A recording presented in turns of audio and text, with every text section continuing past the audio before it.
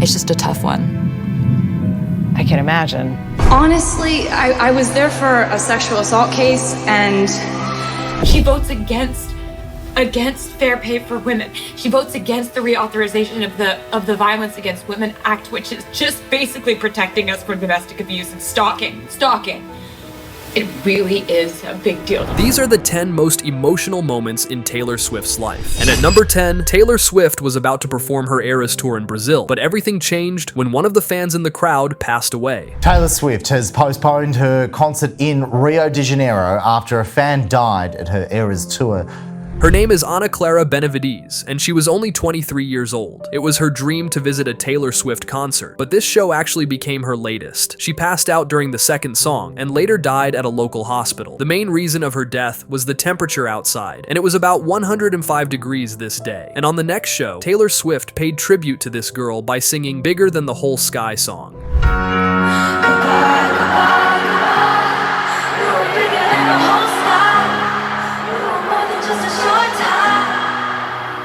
But the worst thing besides the temperature outside, her death was also caused by organizers of the concert. There were over 60,000 people waiting for the show to start, and these guys couldn't deliver enough water supplies to people who were waiting for Taylor. Unfortunately, Ana Clara Benavides was one of them. Organizers of the show also forbid everyone to take their own water into the stadium, and some people were literally fainting because of this. Taylor also wrote a message where she said how devastated she is, and she's gonna do everything to help her family and friends. And since then, every single time when Taylor sees her fans not feeling good, she immediately stops performing and does everything to help them. Do you see that? It's right. It's just it's very hot, so when somebody says they need water when it's this hot, they really need it. Oh, right in front of me, please. Right in front of me. Just gonna keep playing until we notice where it is. Just right. I'm just gonna keep playing till somebody helps them, and I'm gonna keep singing this song. I could do this all night. Okay, you're good? Awesome! But one time, Taylor Swift's diet almost put her into a real coma. I thought that I was just like supposed to feel like I was gonna pass out at the end of a show or in the middle of it. I thought that was how it was.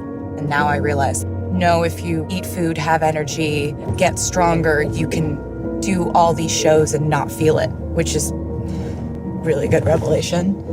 People don't talk about it, but Taylor Swift has a real eating disorder, and she was starving for days, even when she was going on tour. Of course I eat, it's perfectly normal, I just exercise a lot. And I did exercise a lot, but I wasn't eating. And you can't. I don't think you know you're doing that when you're doing it gradually. There's always some standard of beauty that you're not meeting. Because if you're thin enough, then you don't have that ass that everybody wants. But if you have enough weight on you to have an ass, then your stomach isn't flat enough. It's all just impossible.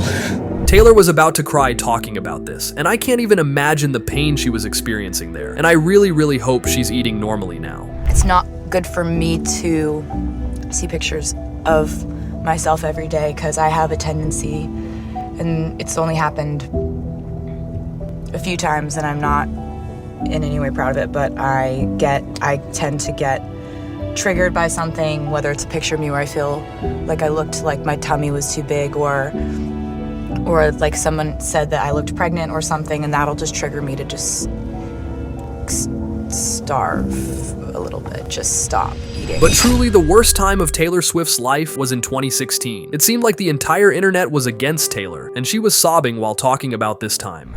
Hashtag Taylor Swift is over party was the #1 trend on Twitter worldwide.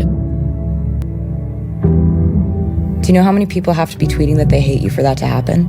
Taylor literally quit her social medias for over a year in 2016, and she was genuinely scared for her life because people were death threatening her every single day. We're people who got into this line of work because we wanted people to like us, because we were intrinsically insecure, because we liked the sound of people clapping because it made us forget about how much we feel like we're not good enough. And I've been doing this for 15 years and I'm tired of it. I'm just tired of just feels like it's more than music now at this point. This video is really hard to watch, and the person in front of Taylor in this video was actually her mom. This has to be the saddest feeling of your life when your daughter tells you such a heartbreaking things like these. And just most days I'm like, okay. But then sometimes I'm just like, it just gets loud sometimes. But it wasn't the end for Taylor's mom, because in 2015, she was diagnosed with cancer. Later it got better, but in 2019, Taylor mentioned that her mom's cancer had returned. Taylor even wrote a song about it, and her voice was trembling when she was talking about this in one of her interviews. One song on the album called Soon You'll Get Better that I can't even really hear, I can't even listen to it. She won't talk specifically about her inspiration, but it comes at a time when her mother, Andrea, who was battling cancer, suffered a relapse. The second round of treatment was very hard for both Taylor and her family, and Taylor was mentioning many times that it really influenced her decisions on her music career. It's really interesting because I don't think I have written a song quite like that before, and it's just sort of like, it's just a tough one. I can imagine, but I can also tell you, having listened to it, that it's universal. It's just not something that we deal with until we have to, until we see it, until we experience it, until someone close to us is going through something like that. And so writing about it was really emotional, and I'm just gonna stop talking about it now. Understandable. But if Taylor Swift's life was a movie, it would definitely have Kanye West as the main antagonist. Everybody knows about the 2009 VMA incident, where Kanye interrupted Taylor's speech and ruined truly one of the best moments of her life. But not many people talk about what happened right the next day. What went through your mind when he came up and then they cut off the... Well, I was standing on stage and I was really excited because I had just won the award, and then I was really excited because Kanye West was on the stage, and then I wasn't so excited anymore. But later, Taylor revealed that she was truly the Kanye West fan for her entire life, and even the first album she's ever bought on iTunes was actually Kanye's The College Dropout. Are there any hard feelings towards him? I don't know him, and I've never met him, so... So were you a fan before? Yeah. It's Kanye West. Are you still a fan? I take it now. You know, I don't know him, and I don't want to start anything because I had a great night tonight. You can see how she's smiling while being really sad, because when your favorite artist does something like this, your entire life might just turn upside down. And Taylor's life isn't perfect. There were a lot of times when people spotted Taylor Swift crying at her concerts, and the stories behind those tears are actually devastating.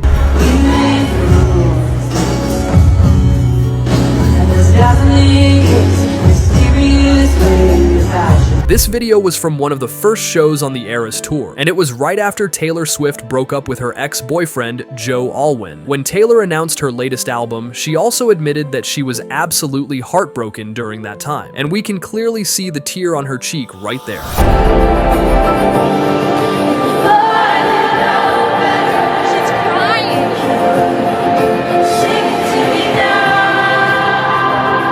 This one happened when Taylor was singing her song Majorie about her grandma. Taylor's grandma was actually the very close friend of Taylor, and she went really emotional singing this song after her grandma passed away.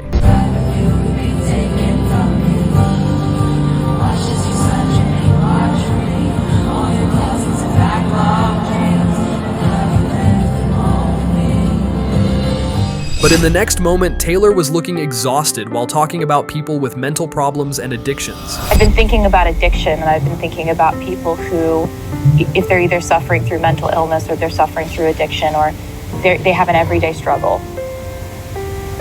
No one pats them on the back every day, but every day they are actively fighting something. This was from the interview where Taylor Swift was talking about her song, This Is Me Trying, and it was based on a true story. She was barely holding tears, and this song has to be the saddest one she's ever written. But there are so many days that nobody gives them credit for that. Yeah. And so how often must somebody who's in that sort of internal struggle must want to say to everyone in the room, you have no idea how close I am to going back to a dark place, or you have no idea. You know, someone who felt like they had a lot of potential in their life. I think there are a lot of mechanisms for us in our school days, in high school or college, to excel and to be patted on the back for something. And then I think a lot of people get out of school and there are less there are less abilities for them to get gold stars. I think a lot of people feel really swept up in that. And so I was thinking about this person who is really lost in life and then starts drinking and every second is trying not to. And since Taylor Swift is the most famous female artist in music history, it came down with some big problems for her. Taylor has to face paparazzi and stalkers every single day, and sometimes it can go way too far. You mentioned that you keep wound dressing with you? Yeah, I've had a lot of stalkers show up to the house armed.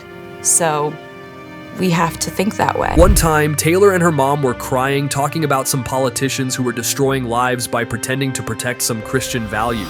It really is a big deal. She votes against fair pay for women. She votes against the reauthorization of the Violence Against Women Act, which is just basically protecting us from domestic abuse and stalking.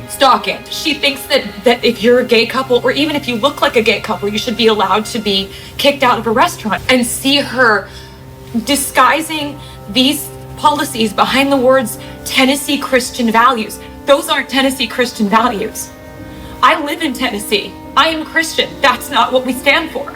But one of Taylor Swift's stalkers actually wanted to hurt her, and luckily this guy was arrested in New York City. The Seattle man was charged with stalking in the 4th degree and 2 counts of harassment. The 33-year-old has been lurking around the singer's townhouse in Tribeca for days. And Taylor is the great musician, but people don't talk enough about her actually being the great human. Like this time, when she spent a day with this little fan at the hospital.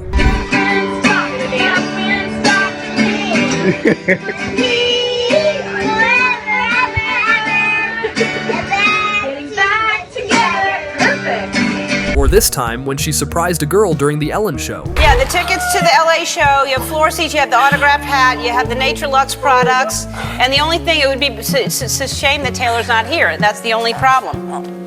Oh, no way!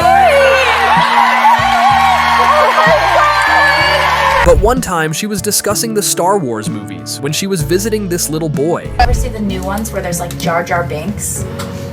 The funny one? Yeah, and Jabba. And Jabba the Hutt. Yes, oh my god. He doesn't seem like he'd be fun to hang out with. What do you get? Yeah. But the thing number one is truly the saddest. In 2018, during one of her shows, Taylor revealed that she actually has a sexual assault case. The details about it are just the worst, and not a single woman on this planet deserves to experience this. A year ago, I was not playing a sold-out stadium in Tampa. I was in a courtroom in Denver, Colorado. Honestly, I was there for a sexual assault case, and this day a year ago was the day that the jury sided in my favor and said that they believed me. I just wanted to say I'm sorry to anyone who ever wasn't believed, because I don't know what turn my life would have taken if people didn't believe me when I said that something had happened to me. So